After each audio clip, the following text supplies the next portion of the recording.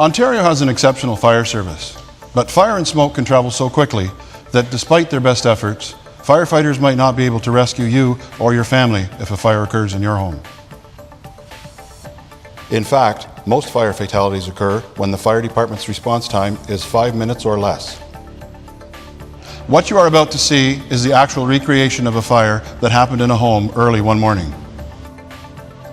Even though the firefighters arrived within 3 minutes of receiving the call, the fire claimed the life of a 5-year-old boy. This needless tragedy devastated not only the family, but also friends, firefighters, and the entire community. What we've learned from this recreation, we'd like to share with you. It could save your life, or the lives of your loved ones. This reenactment clearly demonstrates how little time you may have to escape a fire in your home. It drives home a very important message. You must take responsibility for your own fire safety. As you are about to see, you may have less than 1 minute to safely escape a fire in your home. As lead investigator of this fatal fire, I determined the movements of the family. I also considered the amount of time for them to exit the dwelling. The building consisted of 2 semi-detached homes divided by a cinder block wall. Other than some very minor smoke damage, the adjoining home was intact. Permission to burn the adjoining home provided us with the unique opportunity to recreate this fire in almost identical conditions.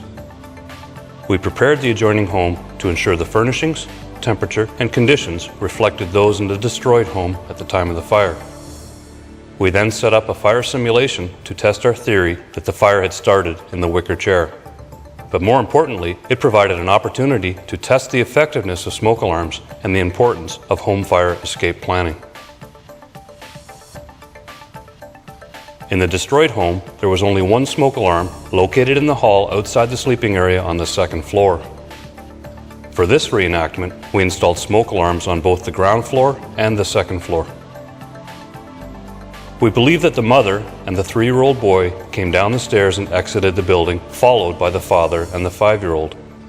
It's quite likely that the older boy became afraid of the fire and ran back upstairs.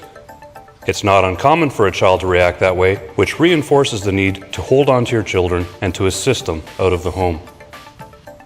We estimate it took 30 seconds to escape the dwelling after the activation of the 2nd floor smoke alarm. That's a critical moment because when the family opened the door and exited the dwelling, the door stayed open and provided oxygen to the growing fire. What you are seeing now is the alcove area in the living room of the simulation home.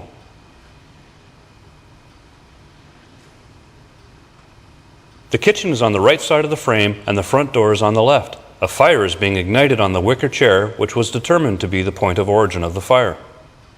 The equipment hanging from the ceiling are the heat sensors installed to monitor the temperature of the room at various levels. The smoke is now pouring from the ignition point and a small flame is developing. The wicker chair is now burning.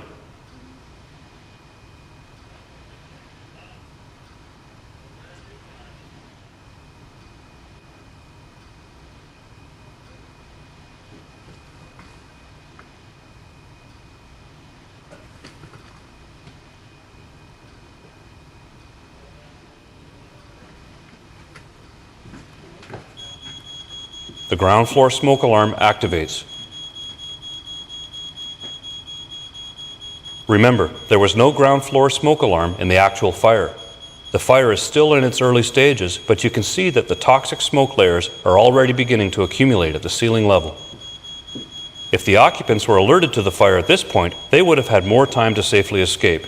In a fire, every second counts. There is no time to spare.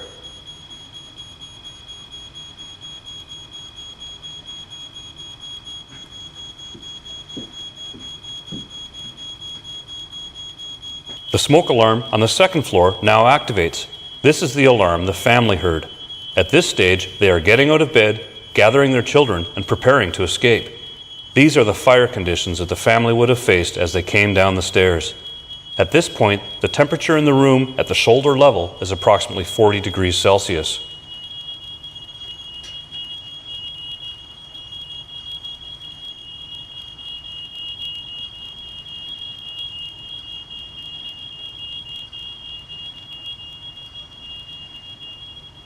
Watch closely what happens to the fire conditions when the front door opens and more oxygen is introduced into the room. At this stage, we believe the mother and 3-year-old are now exiting the front door. In the confusion of the growing fire, the father and older boy became separated, and the father barely escaped with his life. Unfortunately, the child had run back up the stairs and perished in the fire. Within 30 seconds of the door opening, the temperature on the first and second floors soared to over 700 degrees Celsius. The fire is spreading rapidly throughout the room as flaming paint is dropping onto the furnishings. The room is rapidly approaching its peak temperature of 900 degrees Celsius. All of the materials in the room are now burning, and in less than 3 minutes, we have reached flashover conditions. No one can possibly survive these conditions. You can hear the front window shattering. These are the conditions that the firefighters faced as they entered the burning building in attempts to rescue the young victim.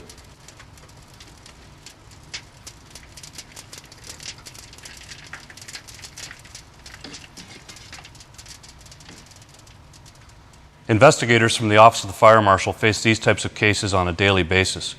The investigation of any fire fatality is never routine. However, the circumstances involving the death of a child are always tragic. This reenactment clearly shows that you cannot risk having a fire in your home. However, tragic situations like this continue to happen across Ontario all too often. You need to do everything you can do to prevent a fire in your home. There are 3 essential issues that you need to address to protect you and your loved ones from fire. They are prevention, detection, and escape. Prevention. There are simple things that you can do to ensure that fire never starts in your home. Most kitchen fires result from unattended cooking, so stay in the kitchen and look while you cook. If you smoke, smoke outside and keep matches and lighters out of sight and reach of children. Alcohol is an all too common factor in many fatal fires involving cooking and smoking. Keep a close eye on anyone in your home who is drinking, especially if they are cooking or smoking. Keep candles away from anything that can burn and place them in safe, sturdy holders with glass shades. Blow out all candles before leaving the room or going to bed. These are only some of the things that you can do to prevent fires in your home. Detection. If, after your best efforts, a fire does start in your home, you need to know about it right away.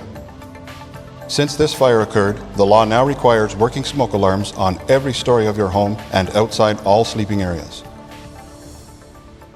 The fire service recommends that you also install a smoke alarm in every bedroom. The early detection and warning of a fire provided by working smoke alarms can give you and your family the precious seconds you need to safely escape. Remember, it's the law. Escape. Everyone in your home needs to know what to do when they discover a fire or hear the smoke alarm.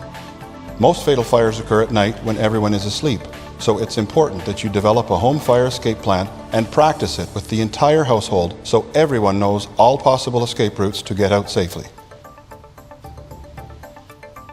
Make sure someone assists small children, older adults, or anyone requiring assistance.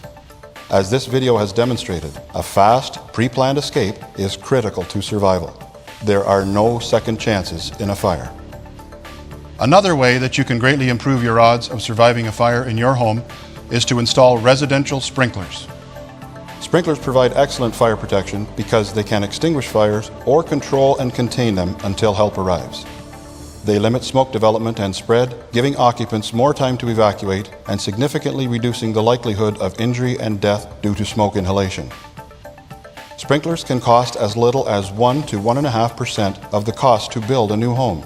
If you are building a new home, the Fire Service strongly recommends that you install sprinklers.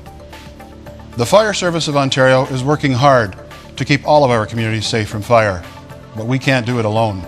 We need your help. Adults and children are dying in fires that can easily be prevented. It's your responsibility to keep your family and your home safe from fire. For more information, visit the Office of the Fire Marshal website or contact your local fire department.